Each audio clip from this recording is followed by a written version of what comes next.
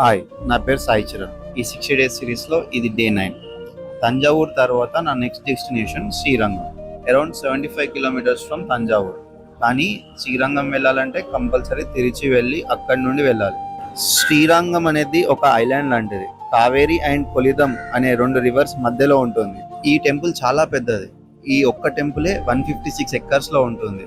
దాంతో పాటు ఈ గుడికి 21 గోపురాలు ఉంటాయి. ఇందులో మనని అట్రాక్ట్ చేసే గోపురాలు 2. ఒకటి రాజగోపురం, 236 అడుగులు ఉంటుంది, చాలా పెద్దది. ఇంకొకటి వెల్లాయి గోపురం, ఇది కంప్లీట్ గా వైట్ కలర్ లో ఉంటుంది. ఈ టెంపుల్లో రంగనాథ స్వామి వారు పడుకొని దర్శనం ఇస్తారు మనకి. రంగనాథ స్వామి టెంపుల్ అయినా కానీ ఇందులో ఇంకా చాలా టెంపుల్స్ ఉంటాయి. లైక్ రంగనాయకి టెంపుల్, చాలా అద్భుతంగా ఉంటారు అమ్మవారు. నరసింహస్వామి టెంపుల్ ఉంటుంది, రాముని టెంపుల్ ఉంటుంది, అన్ని చాలా అద్భుతంగా ఉంటాయి. కంపల్సరీ విజిట్ చేయాల్సిన టెంపుల్ ఇది.